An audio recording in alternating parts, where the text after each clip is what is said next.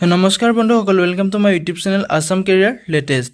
পুনৰ আৰআৰবি ফালৰ পৰা নতুনকৈ পোষ্ট মুকলি কৰি দিয়া হৈছে 2025 বৰ্ষৰ কাৰণে 6238টা পোষ্ট মুকলি কৰি দিয়া হৈছে আৰআৰবি ফালৰ পৰা। টেকনিচিয়ান পোষ্ট মুকলি কৰি দিয়া হৈছে। যদি আপুনি পোষ্টসমূহত আবেদন কৰিম বুলি ভাবিছে তেনেহলে ভিডিওটো শেষলৈকে চাই থাকিব, অলপো স্কিপ নকৰাকৈ। এই পোষ্টসমূহত আপোনালোকে কেনেদৰে আবেদন কৰিব, আবেদন কৰিবলৈ আপোনালোকৰ বয়সৰ সময়সীমা কিমান দিয়া আছে, লগতে আপোনালোকে এপ্লিকেশ্যন ফিজ কিমান কাটিব লাগিব, এডুকেশ্যন কোৱালিফিকেশ্যন কিমান লাগিব, সম্পূৰ্ণ তথ্য এই ভিডিওটোত আলোচনা কৰিম। ভিডিওটো শেষলৈকে চাই যাব, অলপো স্কিপ নকৰাকৈ। যদি ভিডিওটো ভাল পায় এটা লাইক কৰিব, আৰু মোৰ চেনেলটোলৈ যদি প্ৰথমবাৰৰ কাৰণে আহিছে তেনেহলে চেনেলটো সাবস্ক্ৰাইব কৰি ল'বলৈ নাপাহৰিব। লগতে ভিডিওটো সকলো বন্ধু বান্ধৱীলৈ শ্বেয়াৰ কৰি দিব যাতে সকলোৱে প্ৰতিদিনে জবৰ আপডেটসমূহ পাই থাকিব পাৰে। ভিডিও ডেছক্ৰিপশ্যনত মই এপ্লাই লিংক আৰু নটিফিকেশ্যনৰ লিংক দিছোঁ, আপুনি নিজে চেক আউট কৰি ল'ব। যদি আপুনি আবেদন কৰিম বুলি ভাবিছে ভিডিও ডেছক্ৰিপশ্যনতে এপ্লাই কৰাৰ লিংক দিছোঁ, তাতে গৈ আপুনি আবেদনসমূহ কৰি ল'ব পাৰিব। যিহেতু আপোনালোকে দেখিবলৈ পাইছে RRB technician recruitment 2025 apply online for 6238 post, যিসমূহ পোষ্ট মুকলি হৈছে আৰআৰবি টেকনিচিয়ান ৰিক্ৰুইটমেণ্টৰ ফালৰ পৰা 2025 বৰ্ষৰ কাৰণে।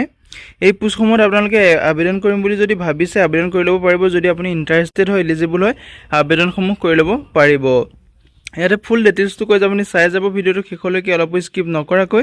ইয়াতে আৰআৰবি টেকনিচিয়ান ৰিক্ৰুইটমেণ্ট 2025ৰ ডিটেইলছটো হৈছে আপোনাৰ ভেকেঞ্চিটো আহিছে ৰেলৱে নৈ ভৰ্তি 2025 এণ্ড 2026 2025-26ৰ কাৰণে ৰেলৱে নৈ ভৰ্তি মুকলি কৰি দিয়া হৈছে। ইয়াতে অৰ্গেনাইজেশ্যনটোৰ নেম হৈছে ৰেলৱে ৰিক্ৰুইটমেণ্ট বৰ্ড আৰআৰবি। ইয়াতে পোষ্টসমূহ হৈছে আপোনাৰ টেকনিচিয়ানৰ পোষ্টসমূহ দেখিবলৈ পাব। ভেকেঞ্চি ডিটেইলছটো হৈছে টেকনিচিয়ান JRI ছিগনেল 183 আৰু টেকনিচিয়ান JR 36055। ইয়াতে টোটেল পোষ্ট দেখিবলৈ পাব 6238টা পোষ্ট যিহেতু মুকলি হৈছে, যিটো আপোনাৰ টেকনিচিয়ান JR গ্ৰেড 3ৰ কাৰণে আপোনাৰ 6055টা পোষ্ট মুকলি হৈছে, আৰু গ্ৰেড 1ৰ কাৰণে আপোনাৰ যিটো ছিগনেল আছে তাত আপোনাৰ 183টা পোষ্ট মুকলি হৈছে। এই পোষ্টসমূহত আপোনালোকে অনলাইন মাধ্যমেৰে আবেদন কৰিব পাৰিব। এপ্লাই মোডটো যিহেতু আপোনালোকে অনলাইন মাধ্যমেৰে আবেদন কৰিব পাৰিব। এপ্লাই লিংক মই ভিডিও ডেছক্ৰিপশ্যনতে দিম, তাতে গৈ আপুনি আবেদনসমূহ কৰি ল'ব পাৰিব। ইয়াতে এপ্লাই ডেটটো 28 জুনৰ পৰা 28 জুলাইলৈকে এপ্লাই ডেটটো চলি থাকিব। যদি আপুনি আবেদন কৰিব বিচাৰে এতিয়াও সময় আছে, আপুনি আবেদন কৰি ল'ব পাৰিব। জুলাই মাহৰ 28 তাৰিখলৈকে আপোনাৰ আবেদন প্ৰক্ৰিয়াটো চলি থাকিব। যদি আপুনি আবেদন কৰিব বিচাৰিছে তেনেহ'লে আবেদনসমূহ কৰি ল'ব পাৰিব।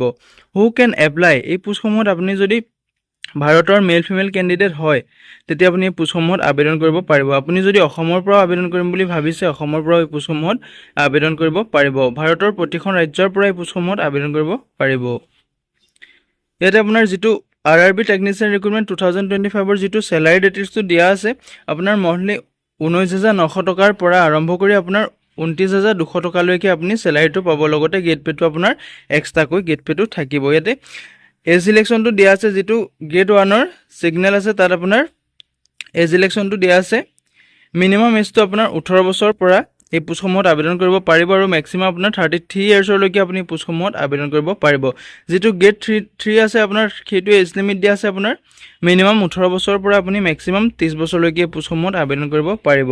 লগতে যদি আপুনি SC ST বা OBCৰ কেণ্ডিডেট হয় তেনেহ'লে আপুনি গভৰ্ণমেণ্টৰ ৰুলৰ মতে যিসমূহ এজ ইলেকশ্যন দিয়ে সেইসমূহ আপুনি লাভ কৰিব পাৰিব। যিটো SC আৰু STৰ কাৰণে 5 বছৰকৈ এজ ইলেকশ্যন লাভ কৰিব পাৰিব, আৰু OBCৰ কাৰণে আপুনি 3 বছৰকৈ এজ ইলেকশ্যন লাভ কৰিব পাৰিব।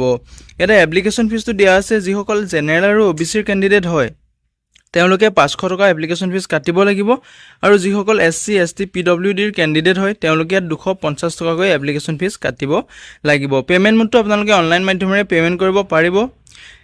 Google pay', PhonePe', debit card, credit card, internet bank যিকোনো মাধ্যমেৰে আপুনি পে'মেণ্টসমূহ কৰিব পাৰিব। যদি আপুনি পোষ্টসমূহৰ ইণ্টাৰেষ্টেড হয়, এলিজিবল হয়, আবেদনসমূহ কৰি ল'ব। যিহেতু আপোনাৰ কাৰণে বহুত এটা ভাল সুবিধা আহিছে, সুযোগ আহিছে। এই সুবিধা সুযোগটো নেহেৰুৱাব। যদি আবেদন কৰিম বুলি ভাবিছে আবেদনসমূহ কৰি ল'ব পাৰিব। এতিয়া চিলেকশ্যন প্ৰচেছটো হৈছে আপোনাৰ ফাৰ্ষ্টতে এটা আপোনাৰ ৰিটেন এক্সাম হ'ব। যদি আপুনি ৰিটেন এক্সামটোত কোৱালিফাই কৰে তেতিয়া আপোনাৰ ডকুমেণ্ট ভেৰিফিকেশ্যন কৰিব। ডকুমেণ্ট ভেৰিফিকেশ্যনৰ পিছত আপোনাৰ মেডিকেল এক্সাম হ'ব।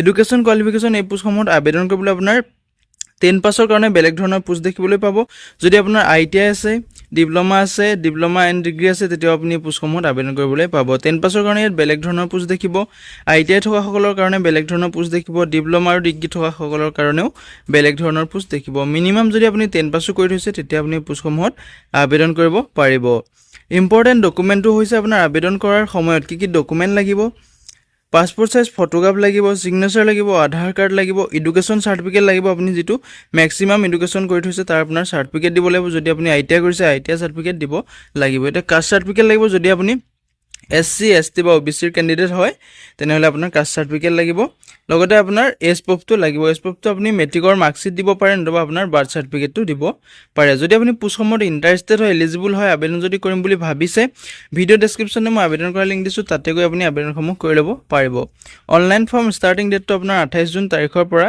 ষ্টাৰ্ট হৈ গৈছে আৰু লাষ্ট ডেটটো আছে আপোনাৰ 28 জুলাই তাৰিখলৈকে যদি আপুনি নোটিফিকেশনখন চেক আউট কৰিম বুলি ভাবিছে ভিডিও ডেসক্ৰিপচনে মই নোটিফিকেশন লিংক দিছো তাতে গৈ আপুনি চেক আউট কৰি ল'ব পাৰিব যেটো মই লিংক দিছো তাতে আপুনি ক্লিক কৰি দিলে আপোনাৰ সন্মুখত এনেকুৱা এখন পেজ ওলাব ইয়াতে আপোনাৰ দেখিবলৈ পাইছে যেটো অফিচিয়েল নোটিফিকেশন হয় যেটো ৰেলৱে ৰিক্ৰুটমেন্ট বোৰ্ড হয় তাৰ এটা অফিচিয়েল নোটিফিকেশন ইয়াতে আপোনাৰ পোষ্টসমূহৰ ডিটেইলছ সকলো পোষ্টৰ ডিটেইলছ দিয়া আছে ইয়াতে ইম্পৰ্টেন্ট ডেটসমূহ দিয়া আছে আপুনি চাই ল'ব পাৰিব যিসমূহ পোষ্ট মুকলি হৈছে এপ্লাই কৰিম বুলি ভাবিছে আবেদন কৰি ল'ব পাৰিব যদি ভিডিওটো ভাল পালে এটা লাইক কৰিব আৰু মোৰ চেনেলটো যদি প্ৰথমবাৰ কাৰণে আহিছে তেনেহলে চেনেলটো সাবস্ক্ৰাইব কৰিবলৈ নাপাহৰিব জয় হিন্দ জয় অসম